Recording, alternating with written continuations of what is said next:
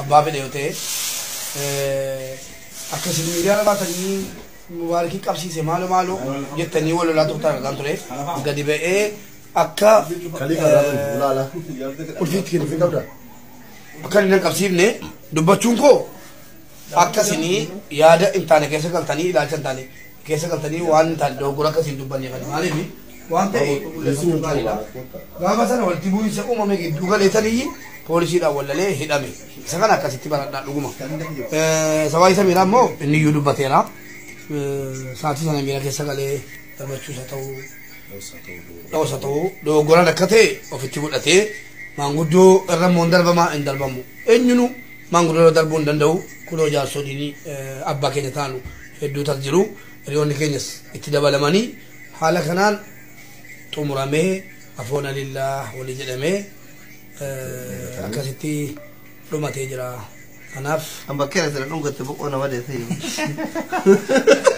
kanaaf walii yaadne torban tokko walii yaadne keessaniyyuu galatoomaa ulfaadhaa isiniin jaalladhaa haasa'u kiyya maa gammad isiniin kabajaa dubbiin akkasii namoonni hedduun immoo bilbiltanii cinqamaa turtanii dhugaa rabbii dubbachuudhaaf gara kootiin hedduun keessa bilbiltanii adaraa rabbii mesenjera kan saanuu kenni kan keessa nuu kenni mesenjera walittiina telegiraamii wayyaa waatsaappii wayyaa walitti jaarsummaa isin dubbanne jechuun keessan hin dagadhu galatooma ilma namaatu nagaa barbaada nagaa waa hunda caalaa isin tuffachuu yookaan immoo isin jibbuu utuu hin taane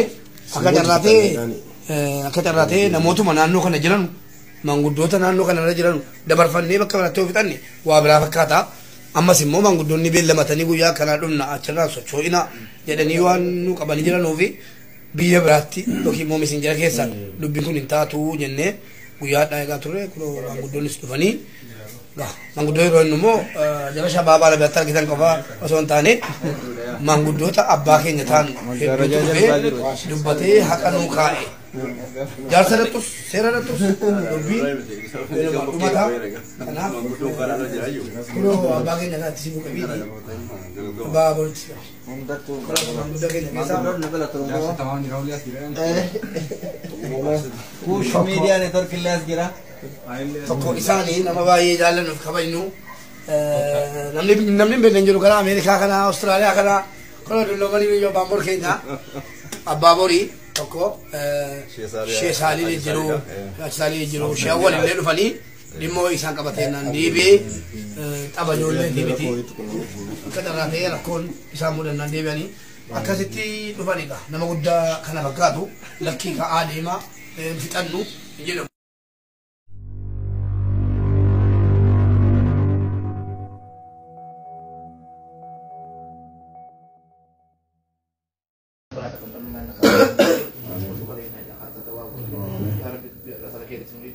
يا ربي من دابر عن من تسميت يا كنا لما تشتري قالوا لي تنبيسين لما كنا ولو ناجسين لم يكن يوم لك تكون كتاب وسابوس عمو أكنوا تقول تريد أن ربنا مراقب أكنوا تيجي كنا ربنا أستاء أسيت ولدت وقتلوا من نمو هذا كلام هذا كلام يعبود ربي مراقب ربي ما كنا ربنا ربي ما كنا ربنا كنا كنا اللي يربون كنا يعبود يا كنا يعبود يا كنا كنا يعبود بركة ربي يعبود مسكين اللي ورا يعبد اللي يعبد مسكين هذا مسكين ورا يعبد يعبد مرا ربي ولي هذا الجو يو سنة ربي نكان ماي يو سنة ربي نكان ماي يو مرا ربي نكان ماي سبحان ربي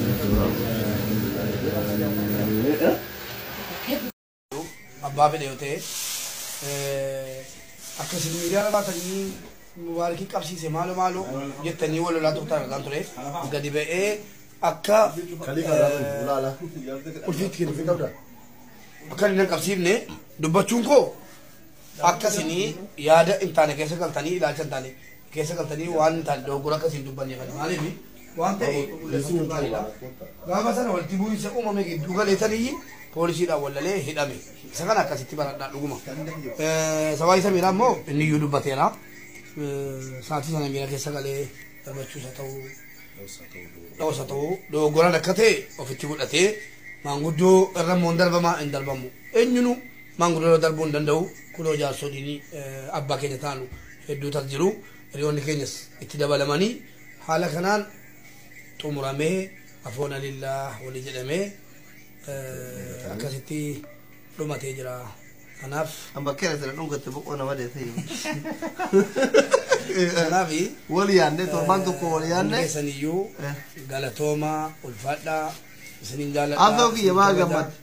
Isiniin kabajaa dubbiin akkas namoonni hedduun immoo bilbiltanii cinqamaa turtanii dhugaa rabbii dubbachuudhaaf gara kootiin hedduun keessan bilbiltanii adaraa rabbii messenjera kan saanuu kenni kan keessanuu kenni messenjera walittiina telegiraamii wayyaa waatsaappii wayyaa walitti jaarsummaa isin dubbanna jechuun keessan indagadhu galatooma ilma namaatu nagaa barbaada nagaa waa hunda caalaa isin tuffachuu yookaan immoo isin jibbuu utuu hin taane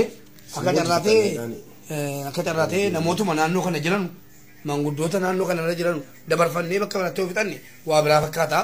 Ammas immoo manguddoonni beellamatanii guyyaa kanaa dhumna achirraan socho'ina jedhanii waan nu qabanii jiranuufi biyya biraatti yookiin immoo messenjera keessaan dubbiin kun hin taatu jennee guyyaadhaa eegaa turre kunoo manguddoonnis dhufanii manguddoo yeroo inni immoo jara shabaabaa labiyaatti argitan qofa osoo hin taane manguddoota abbaa keenya ta'an hedduutu dhufee dubbatee haqa nuu kaa'e.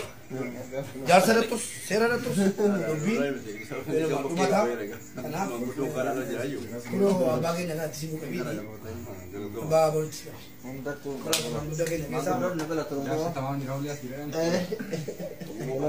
Social media network illas jira. tokko isaanii nama baay'ee jaallannuuf kabajnu namni beekan jiru kana Ameerikaa kana Awustiraaliyaa kana kunoo dulloomanii biyya baambor keenya abbaa borii tokko shee saalii jiru shee awwal illee dhufanii dhimmoo isaan qabateenaan deebi'ee xaba ijoollee miti akka carraatee rakkoon isaan mudannaan deebi'anii akkasitti dhufanidha nama guddaa kana fakkaatu lakkii ka'aa deemaa fixannu jedhamu. ማመን የፊት ልጅ ጠንቅቆ ያውቃል። ነፍሴ ጠንቅቀን እናውቃለን። አንቺም ብትሆኚ ዘራፊ ነሽ፣ አንተም ብትሆን ዘራፊ ነህ፣ አንተኛውም ብትሆን ዘራፊ ነህ።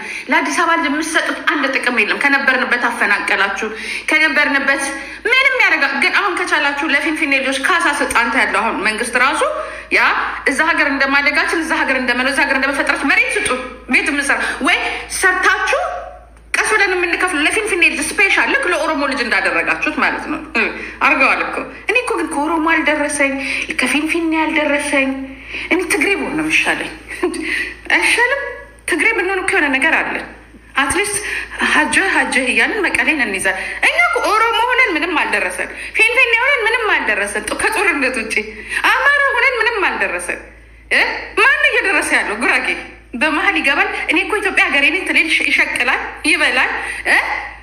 ከዛ ጉራጌ እኮ ሀገር መጀመሪያ በክሽ የራስሽን ክልል እንትን በይ። መጀመሪያ ምትበላይላት ምትከናነው አማራት አለ። እኔ ጉራጌዎች ወይም ማተር በጣም ነው የምወዳችሁ ታውቃላችሁ አይደለ? ሰላም እኮ ነው ጉራጌ እኮ ሰላም። እንደዚህ አይነት ነገር እኮ ያውቅ ሲሪየስ ጉራጌ በጣም ሰላም የሆነ እኮ ህዝብ እኮ ነው። ያውቃል ምን የት እንደሆነ ሀገሩ። እቺ ሴትዮ ዝም ብላ አቺስቲ ግድ የለሽም ግን ይሄን ያዋጣል እንዴ? ሮሚ የኔ ጓደኛ እኮ ናት።